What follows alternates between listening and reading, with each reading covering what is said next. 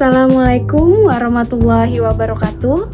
Perkenalkan, nama aku Amalina Nur Arifah dengan NIM 240103040182. Dalam kesempatan kali ini, aku ingin membagikan video pembelajaran tentang observasi psikologi. Pasti kalian penasaran kan, apa sih itu observasi psikologi? Observasi itu sebenarnya kegiatan yang sering banget kita lakukan tanpa sadar, kayak memperhatikan orang lain, melihat reaksi teman, atau sekedar mengamati perilaku di sekitar kita. Tapi bedanya, dalam psikologi, observasi itu dilakukan secara ilmiah, sistematis, dan terencana. Nah, di video kali ini, aku bakal ngajak kamu belajar tentang apa itu observasi psikologi, tujuannya, fungsinya, jenis-jenis observasi, tahapan dalam observasi, teknik pencatatan observasi, dan yang terakhir, kenapa objektivitas itu penting banget buat kita tahu hasil observasi kita apakah bisa dipercaya atau tidak. Oke, yang pertama itu pengertiannya. Kalau kita bicara tentang observasi psikologi, secara sederhana bisa dibilang observasi adalah cara ilmiah untuk mengamati dan mencatat perilaku manusia seperti apa adanya. Nah, menurut beberapa ahli, observasi adalah metode dasar dalam penelitian psikologi yang digunakan untuk memahami perilaku tanpa sadar dan mengandalkan laporan diri seseorang. Jadi, yang diamati bukan apa yang orang katakan, tapi apa yang mereka lakukan. Nah, misalnya nih, di taman ini aku bisa mengamati orang-orang yang ada di sekitar aku.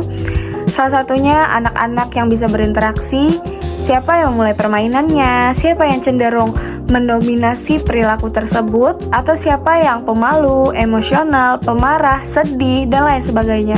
Dari situ, aku bisa memahami banyak hal seperti keterampilan sosial, regulasi emosi, dan bahkan kepribadian anak. Tujuan observasi sendiri ada beberapa hal, yaitu mengetahui perilaku secara langsung, karena nggak semua orang bisa menjelaskan dirinya sendiri dengan akurat. Yaitu yang kedua adalah sebagai data pendukung penelitian. Banyak penelitian psikologi menggunakan observasi sebagai dasar pengumpulan data. Dan yang ketiga ada membantu proses asesmen psikologis. Misalnya ketika psikolog menilai perkembangan anak atau perilaku di tempat kerja. Sedangkan fungsinya, observasi bisa jadi sumber informasi primer, karena datanya nyata dan langsung dari lapangan. Alat diagnosis perilaku, misalnya dalam psikologi anak, observasi bisa membantu mendeteksi keterlambatan perkembangan sosial atau emosional. Jadi, observasi itu seperti jendela yang membantu kita memahami manusia dari tindakan mereka yang sebenarnya bukan dari asumsi. Oke, baik. Di sini aku akan menjelaskan jenis-jenis observasi dalam psikologi. Dalam psikologi, jenis observasi bisa dibedakan dari peran pengamat dan cara pelaksanaannya. Berdasarkan oleh peran pengamat, yaitu observasi partisipan, yang dimana pengamat ikut terlibat dalam jenis kegiatan yang diamati. Contohnya, seorang peneliti ikut bermain dengan anak-anak untuk memahami dinamika kelompok, atau seorang guru telah diam-diam melihat seorang muridnya untuk melaksanakan tugas hasil karya seni budaya atau seni musik yang lainnya. Nah, kalau ada juga observasi non-partisipan, yaitu pengamat hanya melihat dari luar tanpa ikut campur. Misalnya, saya duduk di bangku taman sambil mencatat perilaku anak-anak yang bermain ayunan. Berdasarkan situasi, observasi naturalistik, yaitu dilakukan di lingkungan alami tanpa mengubah situasi. Seperti saya sekarang,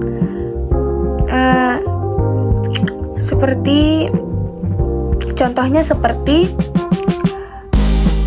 mengamati seseorang yang lagi di taman tanpa mengatur perilaku siapapun. Setelah itu ada observasi terkendali atau sistematis yang dilakukan di situasi yang sudah diatur, misalnya di laboratorium atau di ruang pedoman perilaku tertentu. Selanjutnya ada berdasarkan struktur, yaitu observasi terstruktur, yaitu sudah ada daftar perilaku yang mau diamati. Selanjutnya ada observasi tidak terstruktur, yaitu lebih bebas, biasanya di tahap awal penelitian eksploratif. Nah, semua jenis ini punya kelebihan masing-masing. Misalnya observasi naturalistik bisa menangkap perilaku yang spontan, tapi sulit diulang. Sedangkan observasi sistematis lebih mudah dibandingkan antar peneliti karena pakai panduan yang sama. Nah, setelah itu ada tahapan observasi psikologi. Nah, sekarang aku akan membahas tahap-tahapannya. Yang pertama, ada tahap perencanaan. Di sini kita harus jelas menentukan apa yang mau kita amati, perilaku apa yang jadi fokus kita, di mana tempatnya, dan kapan waktunya. Misalnya, aku mau mengamati interaksi sosial anak berusia 5-7 tahun di taman bermain. Nah, adapun tahap kedua yaitu pelaksanaan observasi. Saya mulai mengamati sesuai rencana. Penting banget buat kita mulai mengamati sesuai rencana. Penting banget buat tetap netral dan gak ikut memengaruhi situasi. Misalnya, jangan sampai anak-anak sadar kalau sedang diamati, karena itu bisa mengubah perilaku mereka. Nah, tahap ketiga yaitu pencatatan data. Nah, ini penting banget. Catat semua hal yang terlihat secara faktual, karena bisa berupa perilaku, ekspresi wajah, gerakan, atau kata-kata yang diucapkan. Yang keempat ada tahapan analisis dan interpretasi, yaitu setelah data terkumpul, kita analisis untuk mencari pola ataupun makna dari perilaku yang diamati. Misalnya seperti apakah anak-anak lebih sering bermain bersama teman sejenisnya, atau bagaimana mereka menyelesaikan konflik, atau bagaimana cara mereka membangun tali silaturahmi antar sesama, menolong antar sesama, dan lain sebagainya. Jadi setiap observasi harus punya arah dan tujuan yang jelas. Tidak asal-asalan aja, tapi benar-benar mencari informasi yang bermakna secara ilmiah. Nah, yang kelima ada teknik pencatatan, observasi. Nah, ini bagian yang bikin observasi jadi ilmiah banget. Cara mencatatnya yaitu dalam observasi psikolog ada beberapa teknik pencatatan yang bisa digunakan sesuai kebutuhan. Yang pertama ada checklist, daftar perilaku yang diamati. Kita tinggal beri tanda setiap kali perilaku itu muncul.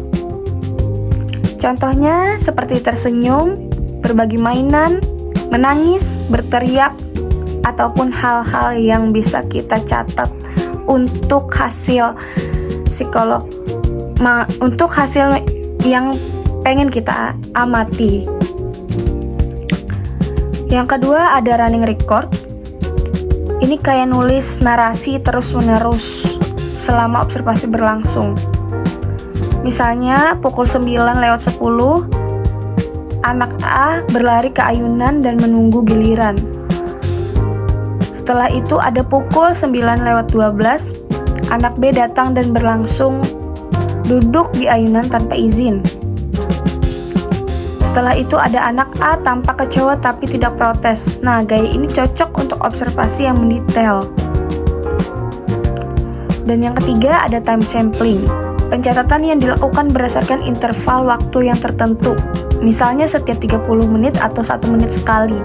Cocok buat melakukan frekuensi perilaku tertentu.